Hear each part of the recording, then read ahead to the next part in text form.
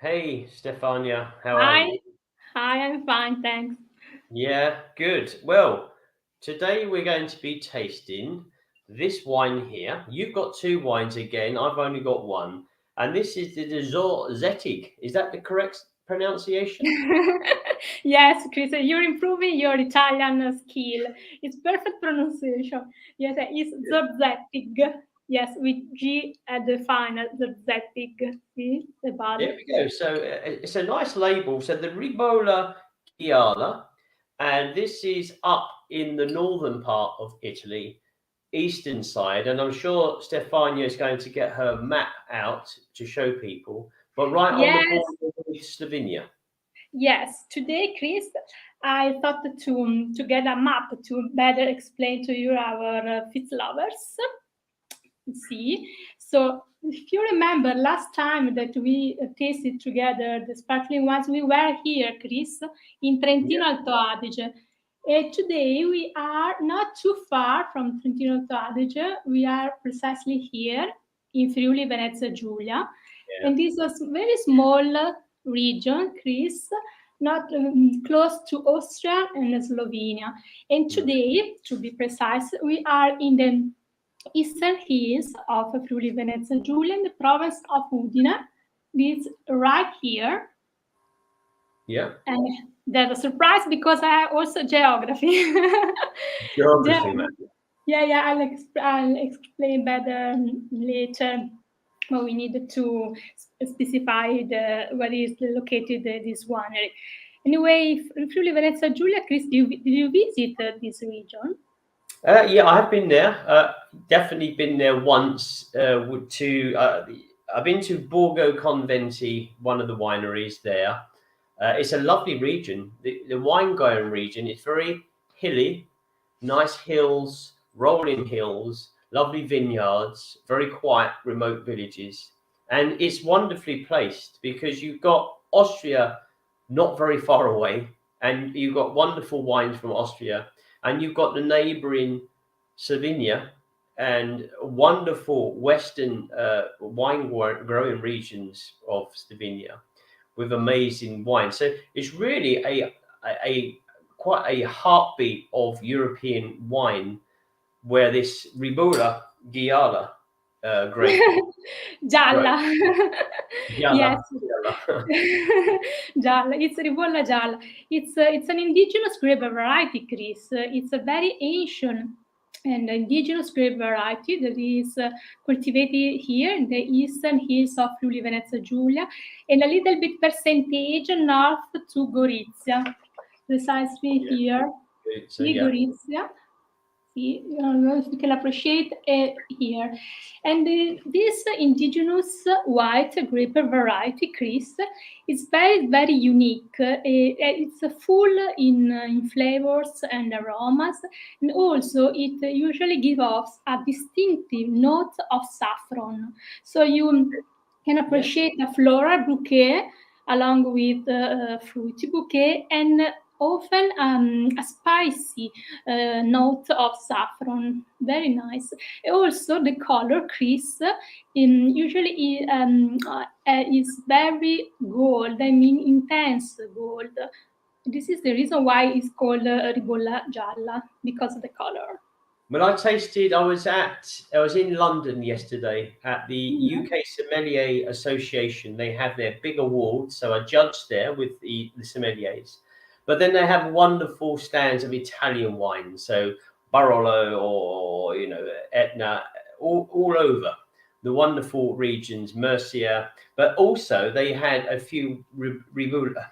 How do you say it? Ribolla Gala, Gala, Gialla. Gialla, Ribolla Gialla. Gialla, and I tasted a few, but they're wonderfully silky style to the Yeah, of wine. course. And the sparkling wine was almost olive oil. It was really rounded, plenty of fruit flavor, acidity okay, but not too vigorous. So more silky in style than say citrus or acidic.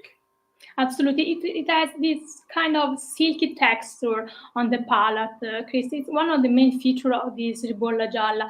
And it's or you can taste still wine from Ribolla Gialla or sparkly wine from Ribolla Gialla. The different kind of style, obviously, but the bouquet is often very rich, as I said earlier, and with very smooth and delicate on the palate. I love Ribolla Gialla. It's totally unique in Italy, Chris. It's a very nice grape variety. Is it Italian or is it Slovenian? It's Great. Italian. It's It's an ancient also, ancient Italian grape variety. Yes, yes. But it's also grown in Slovenia, is it not? A little bit, yes, yes, yes, yes, a little bit. But is Not it you? Gorizia is close to the border, Chris. See, I don't know if you visit Gorizia or other cities in Friuli Venezia Giulia. There are small cities, Udine, Gorizia, Pordenone, and Trieste, but very beautiful, Chris, and rich in tradition, culture. And also there is a small city named Aquileia. I don't know if you visited Aquileia. No, I don't think so. It No. was a Roman colony, Chris. A Roman colony founded in the year 181 before Christ. So it's a very old, ancient Okay. Roman colony. And if you visit Aquileia, this is the name of this small city, you can still today appreciate and visit the monument, the architecture, the Romans built in the past. Oh, it sounds a nice place to go, but I have been nearby, so I do know the terroir that makes these grapes and these wines, and it's well worth a visit. But the whole northern Italy is alive with wonderful wines. So you can get sparkling wines from the Piedmonte region.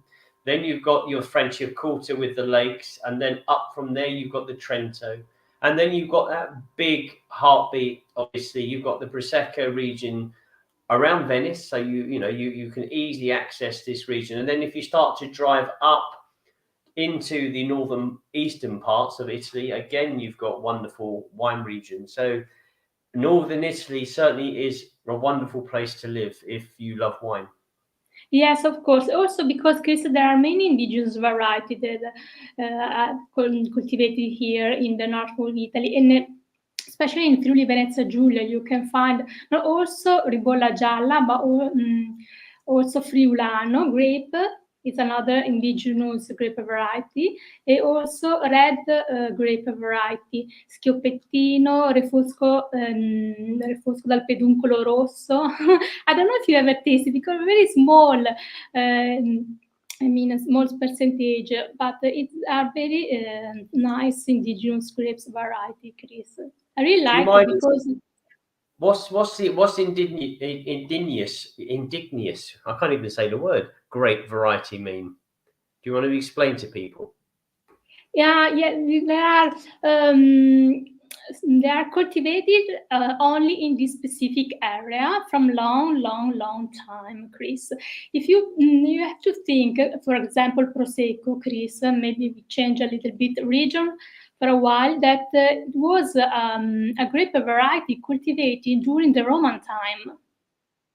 So when I say that they are very old, ancient grape variety, some of them were cultivated, I mean, in the past during the Roman time. So it's a very unique. They have a long history and a long history with that region. Yeah. Yes, of course. Did you want to open? You've already probably opened yours. I'm going to open mine. I'm going to do first the Brut, Stefania. So I've got the Millesimato. I've got the 2017 Millesimato. My words, and I'm not even drinking yet. Millesimato. I've got the 2017. I have 2021, so it's good to compare different vintages, Chris. Here we are. And this is the tank method. So this is Charmat method from what the winemaker says on their notes. It's Charmat method. See, this is sparkling wine from Zorzettig, Chris. Is produced from 100% Ribolla Gialla. I think that you can appreciate some yellow line lines on the label that they remind the Ribolla Gialla. See, you can read on the label right here, Ribolla Gialla. And it's Sharma method, Chris. Yeah, 3 months on the leaves. 3 months on the lease. So I've got a 2017, which is already 5 years old. Now, sometimes a tank method can age, even a Prosecco. You can keep it, it changes. It goes from being a fruity, fresh flavor, sometimes adopting more kind of floral or honeydew, or even sometimes that honey or Yellowstone fruits. Not always, sometimes it may be not the best thing to do to keep a tank method too long. But nonetheless, this is 5 years old, so I'm hoping it's still okay. I think so. I'm curious about the color. I think, yeah, it's probably more gold than mine. Let me see your color. Yes, see Bring the it up. color. More gold, is it? So Mine is so yellow. oh, Chris. definitely different. Definitely Yeah. a little bit. See? Yeah, nice. The difference. But the bubbles It's aren't more fun. there really for mine. Only small amount of bubbles. But this is the only bottle that I had. I had one bottle that I found in my collection. And Good for you, Chris. it took me ages to find it, but I found it. So I'm hoping that this is going to smell and taste good. So let's do the aromas, maybe. Yeah, let's see. The color is so yellow. The note, let me see. You know, Yeah, definitely fruity character, Chris, in my glass. I've got honey. I've got exactly what I thought it would be. I've got the honeydew, the honeysuckle, even honeysuckle. So floral honeysuckle, a touch of soft citrus, and yellow fruits. The nose is very, very good, and it smells silky. It creamy and silky. Yeah. I can imagine. Because mine is more fruity, white peach, yellow kiwi, and also a little bit floral character. I mean, kind of. Let me smell. Yeah, some herbaceous, dandelion flowers, kind of wild flowers that you can find during spring along the vines, you know. Yeah, That's nice. kind of dandelion flowers. It's fresh. It's a fresh bouquet, Chris. Very, very delicate, very elegant, very inviting. Yes, very inviting here as well. So it's almost the same color as the glasses on my t-shirt. Yeah. Also, I decided to wear yellow. Me too, Chris. See, more or less the same color of mine. The curtains in the background are yellow as well. Yeah, I know. They are always yellow. Yellow like a wine, exactly. Let's just do the flavor. Let's just see for me how a 5-year-old Charlotte method compares on the flavor to you. Yes. Last year's vintage.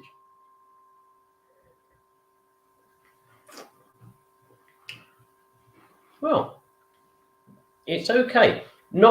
It's touch acidic, yellow fruit citrus, tiny bit of floral. The length isn't too strong. It's a medium, and then it kind of disappears. The aromas are far more bold as opposed to the flavors. So the aromas is really good. The flavors less impressive, but that's obviously 5-year-old wine, and it was stored in not the best place. You know, it was just stored in an old room in a dark corner with a load of boxes. So it wasn't in a cellar and it wasn't in the fridge. So it's not to blame the winemaker; it's the storage as well. But still refreshing.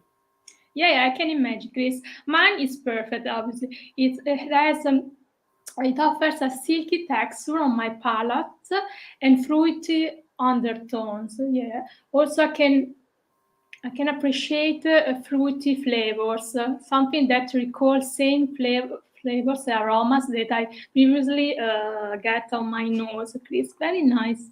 Yeah. I love Ribolla Gialla. It's very delicate and elegant wine to enjoy during the day or as an aperitif.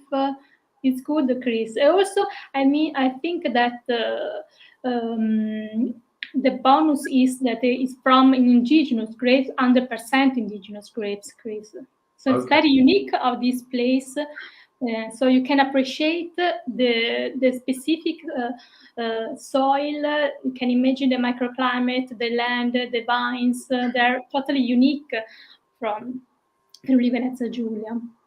And what would you pair with this wine here? I'm thinking whitefish, boiled whitefish, or a fish with a little bit of a buttery sauce, maybe.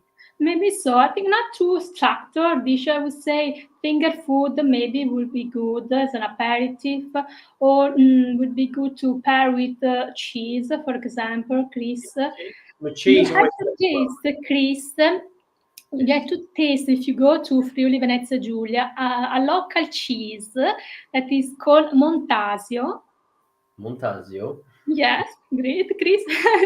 Montasio is a local cheese, very, very, very good. I tasted many times compared with ones from Friuli Venezia Giulia. And also, Chris, a raw ham called prosciutto crudo di Cormons. Okay, yeah, It's that sounds. delicious, Chris. It's a very typical raw ham in Friuli Venezia Giulia called Cormons is the village. It's prosciutto crudo of Cormons is delicious. If you pair Montasio or prosciutto crudo di Cormons raw ham with Ribolla Gialla, combination is wonderful, Chris. So is that a cheese and a ham from that region as Yeah, well as yeah. the wine? One So of that's them, one of them, Montasio and prosciutto crudo di Cormons.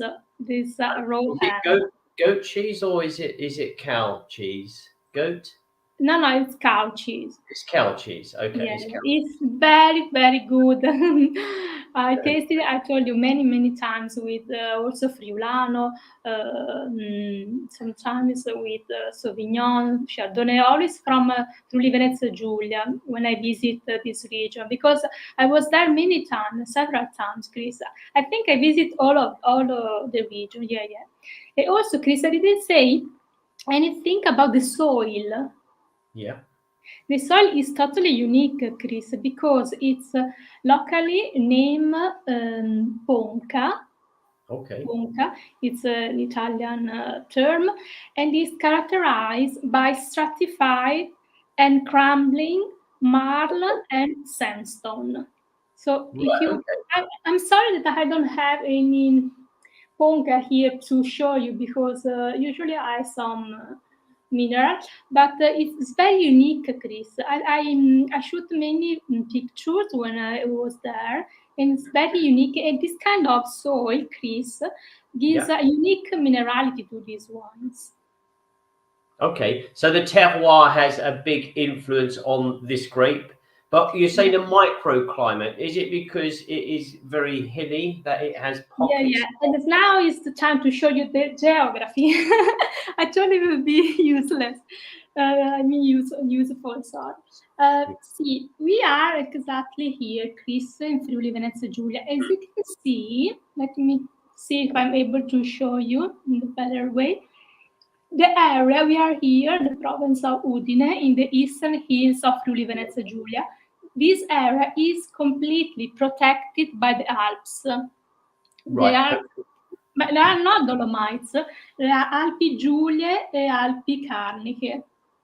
Right. So there, if you go there, you visit the winery. The winery is totally surrounded by vineyards, and behind, protected by these Alps.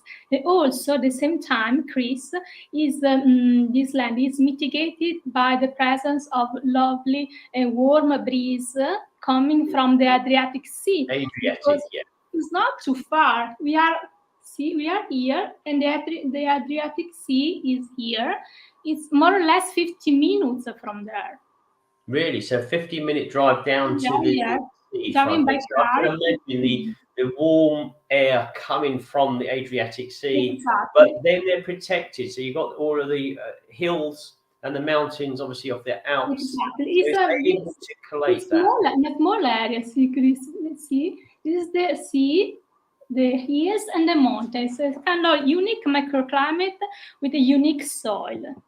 It is very small area, Chris, but very, very beautiful with many amazing wineries.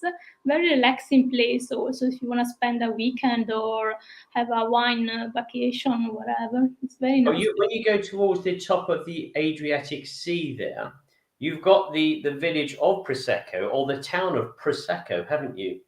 The actual town called Prosecco. Yeah, yeah, Prosecco. Yeah, yeah, Yeah, yeah. Prosecco. And Exactly. Yeah, yeah, I've yeah. been there, and I've also been to the big factory for Illy coffee. Ah, There's a yeah, big yeah, yes. factory. Yeah, yeah. So I've been there and I've done tasting of the coffee, which is really interesting because you Yeah, have to yeah. sit in this cubicle, this white cubicle, and they've got a little hatch and they put the coffee through, and then you taste it, and then they put another coffee through. So it's really Yeah, interesting. yeah. But it's a big factory, and even when you're driving close to the factory, you can smell the wonderful coffee in the air, type of thing. Yeah, So, yeah, yes. I told you they are a very nice region. It's small, but it's rich in art, in history, in culture, rich in wines, in good food, wherever. Also, definitely. Trieste is a beautiful city, Chris, to visit. Not so far from here. It's here, Trieste. It is Trieste, yes, beautiful. I know. Yeah, Trieste I've been to. But Mm. then in the Slovenia, you've got the wine region. Is it Gorica Broda, Yeah, which yeah. is right, I think, close to where these wines are made. So again, a concentration of wonderful wineries and vineyards producing some of the most amazing European, especially traditional method wines for me. That whole area is amazing. Yeah, I think so. I think so. So I think that the white wines from Friuli Venezia Giulia, Chris, are amazing, amazing. And once again, for the unique atmosphere, unique condition because of the soil, because of the microclimate, because also the long, long tradition. As I mentioned earlier, Chris, Zorzettig has more than 100 years of history. 100 years, or really? Yes. That is, but are you going to try your other wine? Yeah, the second one. I haven't got the second one, so I have to stick with my first one. You have to trust it to me, Chris. The second one, Chris, is le bollicine dei poderi. Sì, Oh, no, I'm not going to try and say that. le bollicine dei poderi. It's another Sharma method. It's brut and it's produced from 60% Chardonnay and Okay, 40% Pinot Bianco. okay, fine, yeah. Also Sharma, always Sharma method. Oops. But in this specific case, it's 6 months on the lease. 6 months on the lease. Okay, so that's a fair amount of time for a Charmat method, for a tank method wine. Yes, of course. See the fine perlage, Chris. Yeah, plenty of bubbles. Yet full of fun bubbles. Color, in my opinion, Quite is clear, still straw yellow, very delicate and smooth very clear, straw isn't it? yellow. Let me smell.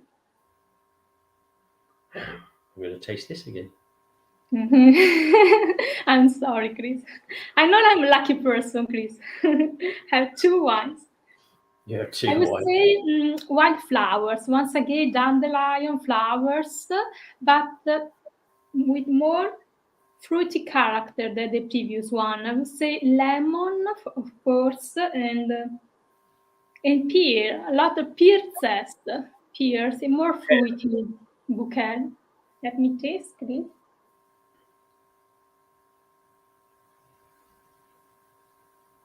Very lovely. Very It's lovely. fresh, it's elegant, it's lively with tiny bottles that caress my palate, good acidity, well balanced, very harmonious, very delicate. I like and this is the first time that I tasted this Le Bollicine dei Poderi. Lovely Very one. good. Nice description, especially you being Italian and you're having to speak in the second language. Beautiful Yeah. words together. Very nice. Very Thank you, nice. Chris. I'll try my best. I'll do my You best. try your best. But it shows you, again, as I say, this wine is 5 years old. It's a tank method. Deeper colour. Look how deep that colour is compared to what Stefania tasted earlier. Yeah, yeah. But it still performs. I can smell the wine from a distance, and it's pushing up all of those yellow fruits and the honeysuckle aromas. So Quite. And you can find some saffron notes, Chris, or no? A little bit spicy.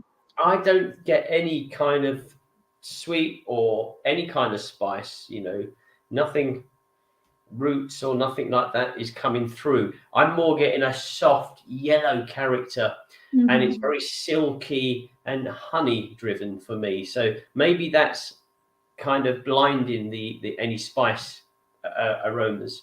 Maybe Certainly not still wines have a more spicy aroma. At the moment, my Chris is more more flower and floral character. I mean, I can appreciate even more than the lion flowers. Very a little bit herbaceous, nice. Okay. Ribolla But yeah, Gialla. for me, the flavors aren't quite there. So we lose halfway through, the flavors disappear. So that's where the downfall maybe of keeping a wine too long is you lose the quality after a while. But these wines aren't made to be stored. They're made to be drunk. Absolutely, especially sparkling wines, Chris. We need to enjoy the sparkling of these bubbles when they are young, obviously, and they are lovely, and vibrant. Definitely. So, do you know much about the winemaker, the people behind the label? Are you Yeah, familiar? I know the family. I know Madame Annalisa because I met her and the winery during in Italy 3 years ago, if I'm not wrong. Yeah. Told you, Chris, they also make other wines from indigenous grape, such as Refosco dal Peduncolo Rosso, as I mentioned earlier, and also Friulano, it's a still wine, white wine, and also sweet wines. And so they cover all the production with the white, red, and sparkling wines and sweet wine as well. From that one region, fine. But I assume that a lot of that wine is consumed locally Yeah, rather of than course. exported. Maybe exported in Italy, but not exported internationally. I don't know.